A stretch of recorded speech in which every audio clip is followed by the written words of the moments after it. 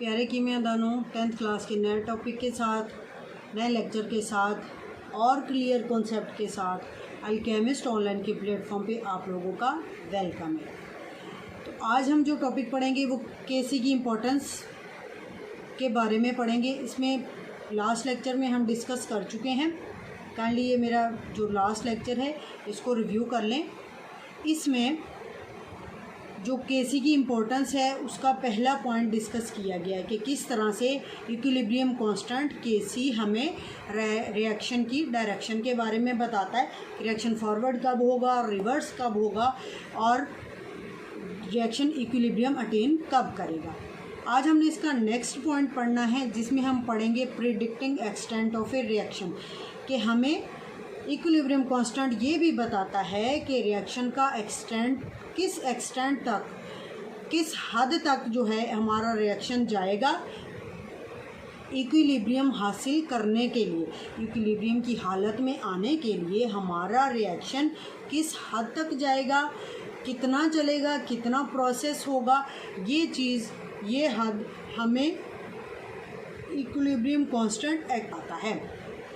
अब इसकी जो न्यूमेरिकल वैल्यू से हमें ये पता चलता है, सॉल्व करने के बाद जो इक्विलिब्रियम की न्यूमेरिकल वैल्यू आती है ना, वो हमें बताती है कि हमारा रिएक्शन किस हद तक हो चुका है, आया कंप्लीट हुआ है, नहीं हुआ, इक्विलिब्रियम हासिल कर लिया रिएक्शन है या नहीं कर लिया। तो पहले हम पढ़ते हैं पहली सूरत जिसमें कि इक्विलिब्रियम कांस्टेंट केसी की वैल्यू लार्जर होगी। इक्विलिब्रियम कांस्टेंट की वैल्यू अगर बड़ी हो तो उसका क्या मतलब है। सबसे पहले तो थोड़ा सा रिकॉल करें।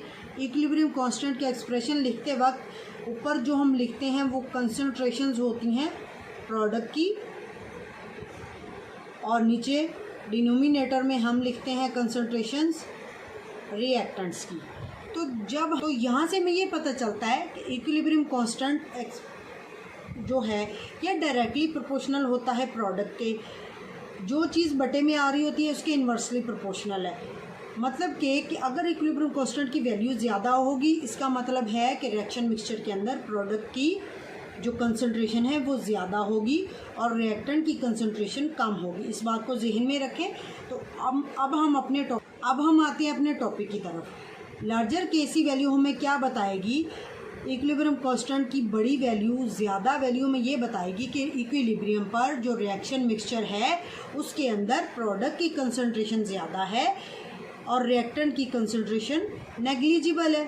प्रोडक्ट की कंसंट्रेशन ज़्यादा है मतलब कि इक्विलिब्रियम कांस्टेंट की वैल्यू ज़्यादा है, इसीलिए इसकी जो है कंसंट्रेशन प्रोडक्ट की ज़्यादा है। दोनों चीज़ें एक दूसरे के डायरेक्टली प्रोपोर्शनल है। अगर केसी ज़्यादा होगा तो मतलब प्रोडक्ट ज़्यादा होंगे, केसी कम होगा, इक्विलिब्रियम कांस्टेंट की वैल्यू कम होगी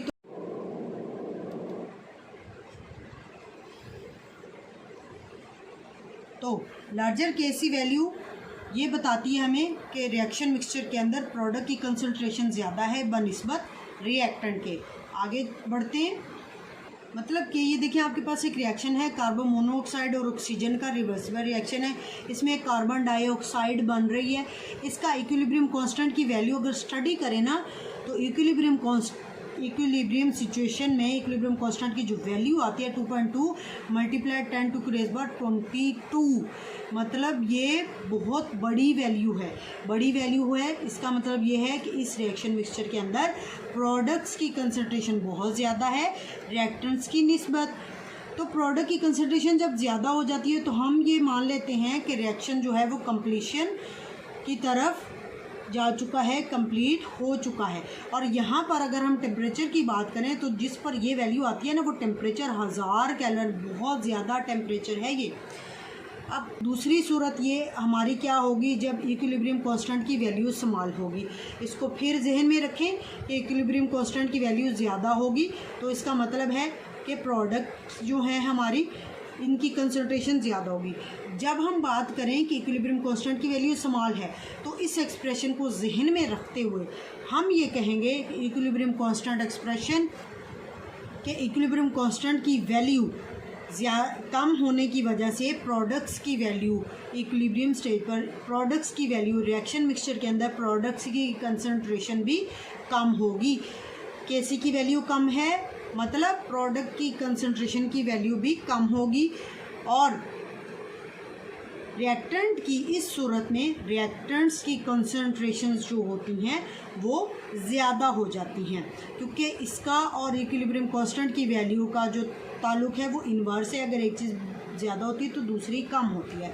तो इक्विलिब्रियम स्टेज पर रिएक्शन मिक्सचर के अंदर इस सूरत में जब Kc की वैल्यू स्मॉल होगी, प्रोडक्ट ना होने के बराबर होंगे, लेकिन रिएक्टेंट जो हैं बहुत ज़्यादा होंगे।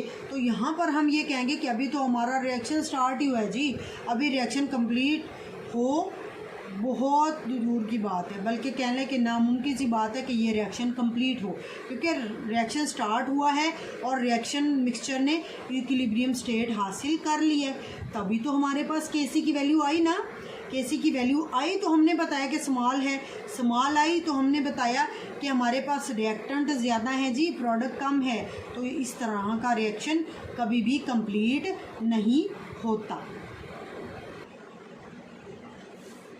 कीमियादानों, अब हम तीसरी सूरत स्टडी करते हैं जिसमें इक्विलिब्रियम कांस्टेंट ना तो स्मॉल होता है ना ही लार्ज। ये कौन सी सूरत है?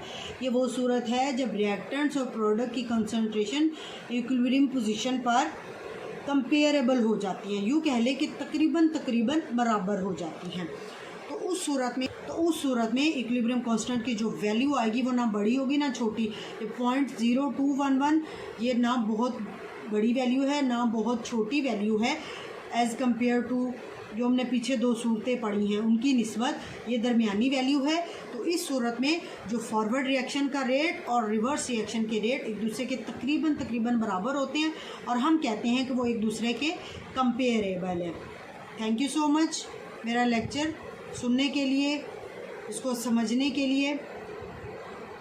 इस सदका जारिया में अपना हिस्सा डालते जाएं, इसको आगे शेयर करते जाएं, ताकि जितने लोगों का इससे फ़ायदा हो, जितने लोगों के कॉन्सेप्ट्स क्लियर हों, उस सवाब में उस अजर में आप लोग बराबर के शरीक हों। अल्केमिस्ट ऑनलाइन को सब्सक्राइब करना, लाइक करना, बेल आइकन को प्रेस करना ना भूलिएगा, ताकि मेरा और आपका ये ताल्लुक़ इसी तरह से हमेशा के लिए बना रहे। थैंक यू, अपना ख्याल रखें। अल्लाह हाफिज़।